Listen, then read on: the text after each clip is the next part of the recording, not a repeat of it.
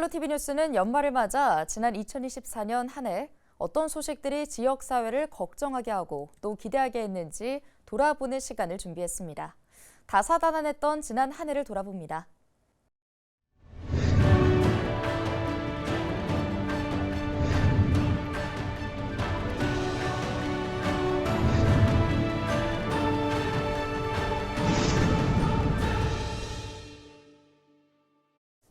2024년 한 해 일기 신도시에서는 선도지구 선정과 경쟁 소식들이 끊이지 않았습니다. 노후계획도시 특별법으로 가장 먼저 재건축할 수 있다는 기대감에 선도지구 선정 경쟁에 치열했는데요. 사업성 우려는 여전히 남아 있습니다. 기대와 우려가 뒤섞였던 일기 신도시 정비 계획을 돌아봅니다. 이관성 기자입니다. 지난 5월 국토교통부는 일기 신도시 선도지구 선정 계획을 발표했습니다. 특별정비구역 물량의 10%에서 15%를 선도지구로 선정하는데 주민 동의율과 세대당 주차 대수, 통합정비 참여 주택단지 수와 세대수 등을 따져 평가하겠다는 내용이었습니다.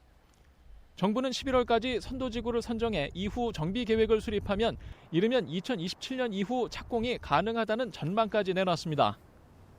특별법을 통해서 그런 사전 절차를 대폭 단축시켰기 때문에 27년에 첫 번째 착공이 이루어지면 물리적인 건축 공사를 3년 내에 마무리해서 30년에는 입주 가능하다는 것이 저희들 생각이고요.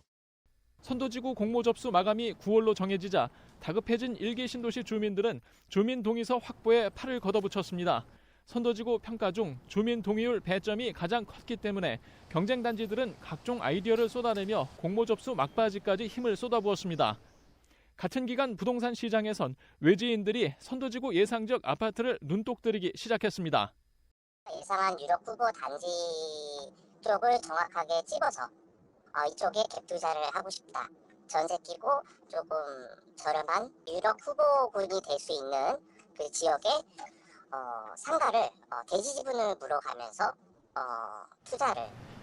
선도지구 경쟁 한편에는 재건축 사업성에 대한 우려가 여전히 컸습니다.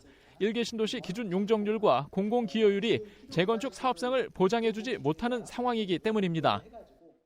1, 2억 정도라면 보통의 조합원들이 감당해 나갈 수 있겠지만 그 금액이 넘게 되면 아무리 패스트트랙을 통해서 빨리 간다 할지라도 상당히 사업이 중간중간 끊길 수 있는 문제점들이 많이 발생해서 예상했던 것보다 추진이 좀 더디거나 정부와 지자체는 예정대로 공모를 거쳐 지난 11월 일기 신도시 13개 구역 3만 6천 호를 선도지구로 선정했습니다.